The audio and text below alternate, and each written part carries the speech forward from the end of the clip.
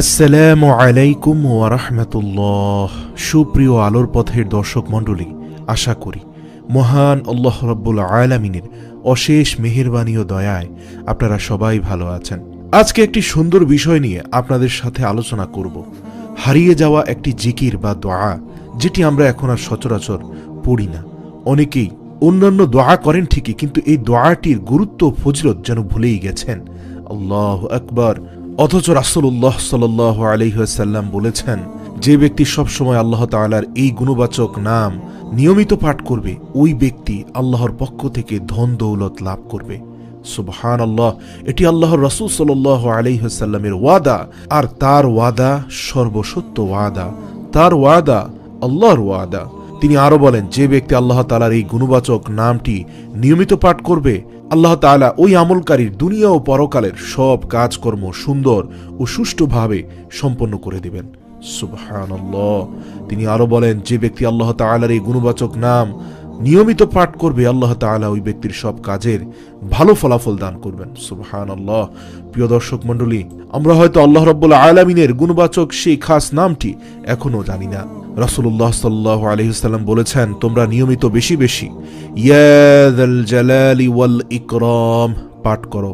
রাসূল সাল্লাল্লাহু আলাইহি ওয়াসাল্লাম নিজেই বলেছেন, তোমরা আল্লাহর এই বিশেষ গুণবাচক নামটি পাঠ করো, যেটি হচ্ছে ইয়া যাল জালালি ওয়াল ইকরাম। ইয়া যাল জালালি ওয়াল ইকরাম, এটি আল্লাহ রাব্বুল আলামিনের ৯৯টি নামের মধ্যে একটি খাস নাম, যেটি পাঠ করলে আল্লাহ রাব্বুল আলামিন রাসূল সাল্লাল্লাহু আলাইহি সাল্লামের মাধ্যমে উদাহরণ দিয়েছেন যে আল্লাহর পক্ষ থেকে অবারিত ধন দৌলত দিবেন, দুনিয়া ও পরকালের সব কাজকর্ম সুন্দর ও সুষ্ঠুভাবে সম্পন্ন করার তৌফিক দান করবেন, এবং সর্বশেষ আল্লাহ তাআলা ওই ব্যক্তির সব কাজে ভালো ফলাফল দান করবেন।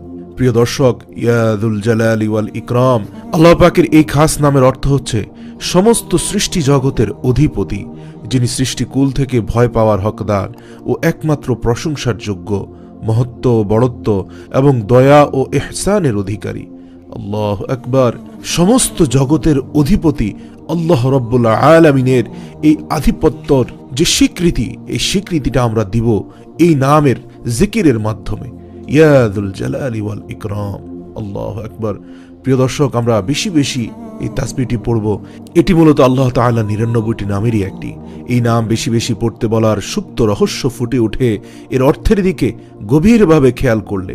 জালাল শব্দটি সৌন্দর্য, পরিপূর্ণতা এবং বড়ত্ব, মহত্বের অর্থ বহন করে, আর ইকরাম শব্দের মধ্যে উদাহরণ হস্তে দান, বদান্যতার অর্থ রয়েছে। সুতরাং এই নামে আল্লাহর স্মরণ করার অর্থ হচ্ছে একাধারে আপনি আল্লাহর প্রশংসা ও গুণকীর্তন করছেন, আবার পাশাপাশি তার প্রার্থনাও করছেন। সুবহানাল্লাহ।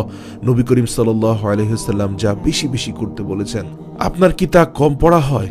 উত্তর না হলে এখনই শুরু করুন। ইয়া যাল জালালি ওয়াল ইকরাম অর্থ হে বড়ত্ব, শ্রেষ্ঠত্ব এবং সম্মান ও বদান্যতার অধিকারী, পুরো বিশ্বজাহানের অধিপতি। এই দোয়াটি পড়ার পরে আপনি আল্লাহর দরবারে হাত তুলে মুনাজাত করুন, দোয়া করুন। আল্লাহ তাআলা আপনার নেক আশা পূরণ করে দিবেন ইনশাআল্লাহ। দোয়াটি পড়ার নিয়ম হলো, প্রত্যেক ফরজ নামাজের পর 11 বার করে আপনি এই ইয়া যাল জালালি ওয়াল ইকরাম পড়বেন। আল্লাহ তাআলা আপনার যে কোনো দোয়া ইনশাআল্লাহ কবুল করবেন। আল্লাহর নামের মহত্বের কারণে, আল্লাহর গুণকীর্তনের কারণে আপনার সব নেক আশাকে পূর্ণ করবেন ইনশাআল্লাহ।